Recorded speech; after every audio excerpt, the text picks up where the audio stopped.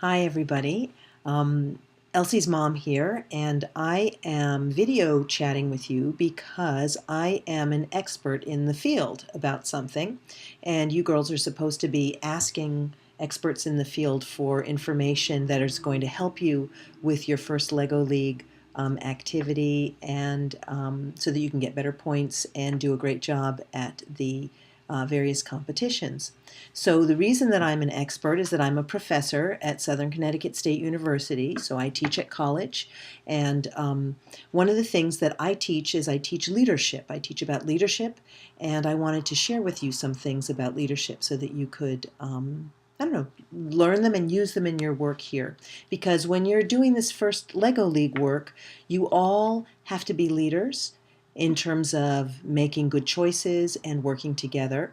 But that also means that you also have to be followers too. And sometimes good leaders are good followers. And I'm going to tell you a couple things about that. So the first thing I wanted to say is that there are many different kinds of leaders. And I want you to look around the room and I want you to look at different people and you'll see, some people are very strong leaders and other people are kind of laid back and they kind of are quiet, but they have really good ideas and the like. And so I wanted to share with you a couple kinds of leaders. So the really strong leader and the one who says, you've got to do it my way, and that's one kind of leadership. That kind of person is called an authoritative leadership because they have a lot of authority, and what they basically, their leader is sort of like leadership is it's a little bit like it's my way or the highway. I need you to do what I think is the right thing to do. And that can be an uncomfortable type of leadership. We don't like to be told what to do a lot of times, but on the other hand, there are times when authoritative leadership is very, very important. For example, in an emergency, if somebody needs to take control and tell people what to do, and people need to just do it, in those kinds of instances, authoritative leadership can be very good. There are other kinds, though. There's democratic leadership, and a democratic leader tends to try to bring everybody into the fold and ask them their opinions, and they often vote on things. And so a democratic leader at times will say, I hear the vote, but I need to make a decision, and as the leader, if I'm the leader right now, I'm going to make the decision even though we all voted. But that democratic leader will also listen to other people and try and get a sense of what might be the best thing to do. Um, Other leaders, there's a leader called the servant leader.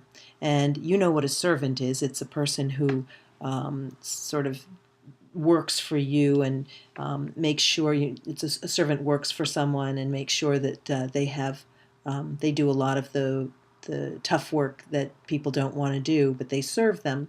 And a servant leader basically says, I'm the leader, but I'm going to let you guys tell me what you need me to do. So you all decide individually and as a group, and I will support you in any way that I can. So I will be your servant. I will support you to make sure that you're successful. So that's servant leadership. And then there's another kind of leadership called quiet leadership, where someone maybe doesn't say very much or doesn't seem all that engaged, but that individual basically quietly shares their ideas or guides the group. And sometimes it's that little voice in the side that says, well, what if we did this? And they don't say much more about it. And the thing about quiet leaders is that they're usually very smart and they usually have a lot of really good ideas, but they need the people in their group to take the time and listen to them. And then the last one I want to talk about is a transformative leader. And a transformative leader is somebody who transforms the situation where, for example, maybe you have bad energy with your group, like people don't get along, there's a lot of fighting and bickering, and that's not a productive team.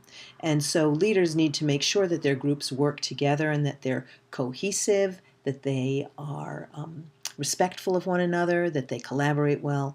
And so a transformative leader basically tries to find ways to make the best out of everybody. And I'm telling you about these types. Any type, there are some of these leadership types. Anybody can be, like you can be a servant leader, but you can also be a transformative leader. You can be a quiet leader, and you might be a transformative leader. So being a transformative leader, you could use any of the leadership styles, maybe. So you can change your leadership style too. Like one moment you can be an authoritative leader, and maybe another moment you could be a quiet leader. Quiet leaders are can be followers too, but you don't always have to be a quiet follower. You can be an engaged and vocal follower, meaning that you speak up for yourself. But the main thing is that when we are leading, sometimes as leaders, we want to think about the different ways that we need to be leading. There's not only one way to lead, and there's not only one way to follow. And the whole thing is that you have to look around the room and you have to look at the situation and you have to make your decisions about how you're going to lead this situation well. So now I want to talk just a little bit about teamwork. In a team, you can have one leader or you can share leader. You can distribute the leadership and you can say, okay, for 5 minutes you're going to be the leader, for 5 minutes you're going to be the leader, or you can say, I'm going to be the leader until I can't figure out how to lead anymore and then I'm going to hand it off to you. So you can determine how who's going to be the leader, or you can say, look, we're all going to just work as a team and nobody's going to be the leader, and that together we're going to make decisions. And that's when you do that, what that means is that you might take more of a servant leadership perspective and you might say, okay, everybody here is going to be a servant leader, because your job as leaders is that you're going to work together as a team.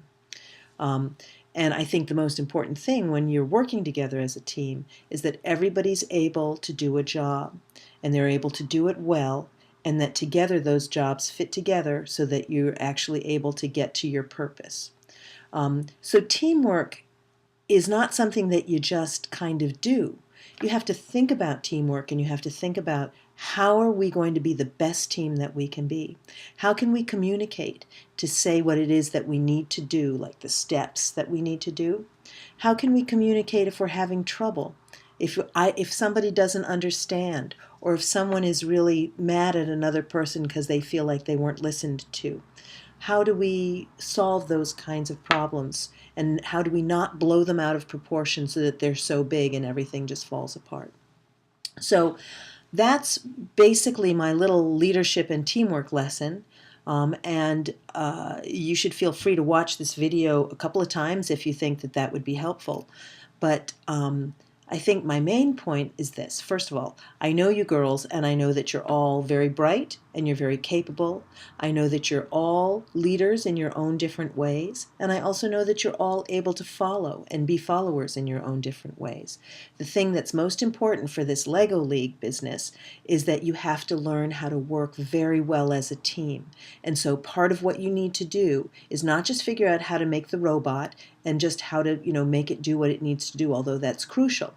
You also need to figure out, how do you make yourselves be a great team? So if you have any questions for me about that, let me know, and I'll try to answer those as well. But I hope this little video was helpful, and thank you very much for listening to me. I look forward to seeing how you progress as a team and how your robotics programming and lifting and stuff comes out. Okay, bye-bye.